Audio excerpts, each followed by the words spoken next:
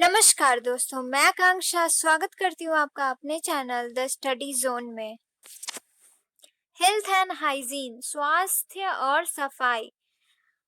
There was provision for open houses and drains for health and cleanliness, as well as to prevent the spread of dirt. There was an arrangement for throwing dirty things at every place within the city.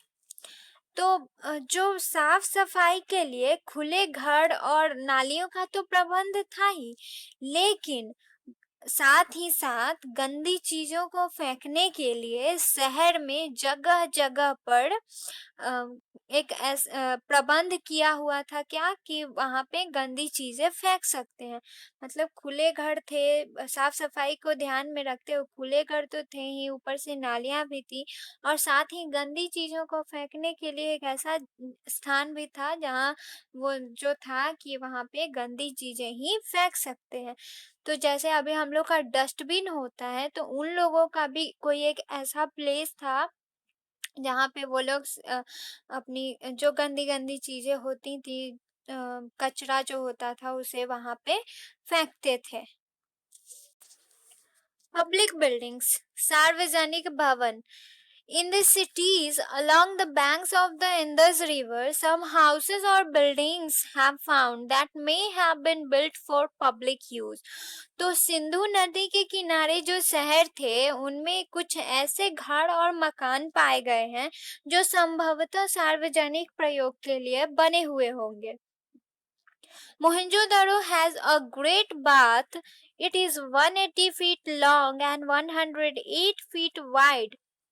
The wall outside is 8 feet thick. Mohenjodaro में जो है, मोहनजोदड़ो में एक विशाल स्नानागार है। It is 180 feet long. इसकी जो लंबाई है वो 180 फीट है और जो चौड़ाई है वो 108 फीट है। The wall outside is 8 feet thick. और बाहर का जो दीवार है वो बाहर की जो दीवार है वो 8 फीट मोटी है। There are rooms in this huge bath. There is a reservoir whose length is 39 feet, width 23 feet and depth is 8 feet. तो ये जो बड़ा स्नानागार है, ये जो विशाल स्नानागार है, इसमें रूम्स बने हुए थे, रूम्स भी हैं। और यहाँ पे क्या है, यहाँ पे एक जलाशय है जिसकी लंबाई जो है 39 फीट है, 39 फीट, चौड़ाई 23 फीट है और जो गहराई है वो 8 फीट है। तो ये जो ह्यूज बात है, ये जो विशाल स्नानागार है, इसमें कमरे बने हुए थे और यहाँ पर एक जलाशय है जिसकी लंबाई 39 फीट है, चौड़ाई 23 फीट है और गहराई जो है वो 8 फीट है। Assuming that these cities of the Indus civilization were settled 3000 years before Christ, even today 5000 years have passed, but the construction of bathroom like this is a wonder of building art. अगर मान लिया जाए कि ये जो शहर है वो यीशु मसीह के 3000 साल पहले बसे हुए थे, तो आज 5000 साल बीत गए, तो आज भी इस बाथरूम का जैसे का तैसा बना रहना भवन निर्माण कला में एक आश्चर्य की बात है। It was made beautifully by brick stone. There were stairs to reach the pond. There were cells to change the clothes next to the next. There was also a hot water hammam in this bathroom. तो इसे क्या था, इसे बहुत ही सुंदर तरीके से ईंट और पत्थर से बनाया गया था और सीढ़ियां बनी होती थी, मतलब तालाब तक जाने के लिए सीढ़ियां बनी हुई थी और सेल्स भी थे, मतलब कोठरियां बनी हुई थी, अगल बगल में कोठरियां थी जहाँ पे कपड़े बदले जाते थे। और there was also a hot water हमाम इन दिस बाथरूम। और इस बाथरूम में, इस स्नानागार में एक गर्म पानी का हमाम भी था, मतलब गर्म पानी का भी इंतजाम था।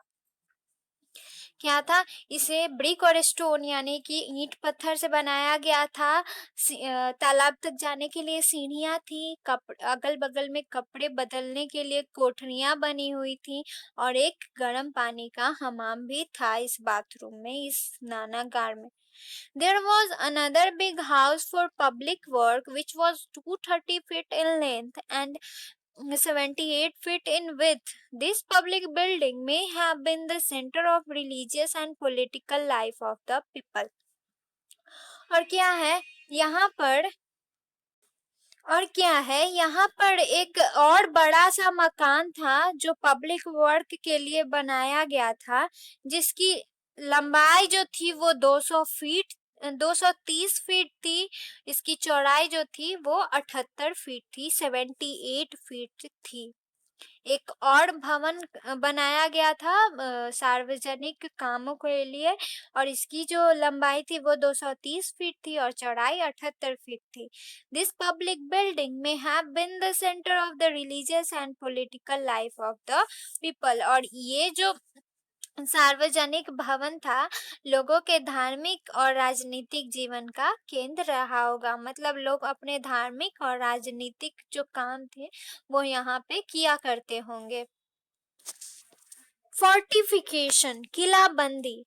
Mohenjo-daro was inhabited by a fort. A wall was built around this city to protect it, so that the shape of this city was like a fort. Mohenjo-daro जो था वो एक किले से घिरा हुआ था।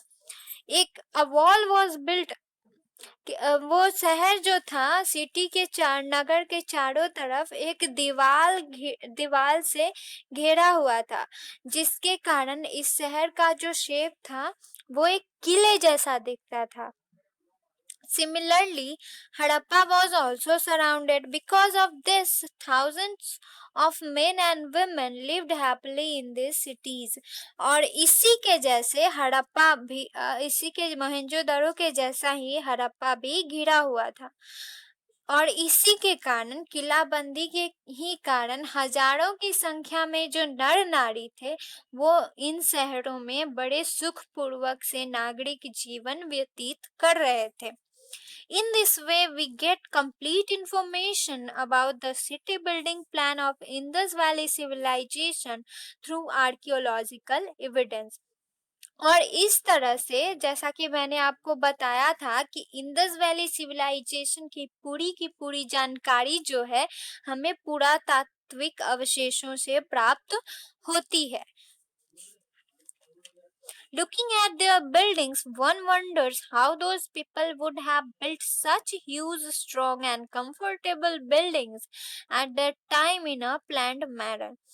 उनके जो बिल्डिंग्स थे, उनके जो भवन थे, उनको देखकर आश्चर्य होता है कि कैसे उस समय में इतने मजबूत बड़े और बहुत ही आरामदेह भवन बनाए होंगे, और वो भी एक योजनाबद्ध तरीके से।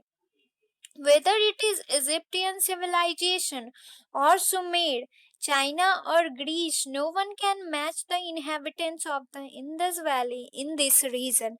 चाहे इजिप्टियन सिविलाइजेशन हो, इजिप्ट की सभ्यता हो या फिर सुमेर की, चाइना हो या फिर ग्रीस यानी कि यूनान, इस क्षेत्र में नगर योजना के क्षेत्र में इंडस वैली सिविलाइजेशन की बराबरी कोई नहीं कर सकता। जो इंडस वैली सिविलाइजेशन की जो नगर योजना थी वो काफी डेवलप्ड थी, बहुत ही ज्यादा डेवलप्ड थी, बहुत अच्छे से मैनेज किया हुआ था। और इसी के साथ हमारा town planning of the Indus valley civilisation खत्म होता है। इसके आगे का टॉपिक है उनके रिलीजियस लाइफ के बारे में पढ़ेंगे, religious life of the Indus valley civilisation. अगर आपको ये वीडियो अच्छा लगा तो लाइक करें, और अगर अभी तक आपने मेरे चैनल को सब्सक्राइब नहीं किया है तो प्लीज सब्सक्राइब करें। जय हिंद, जय भारत।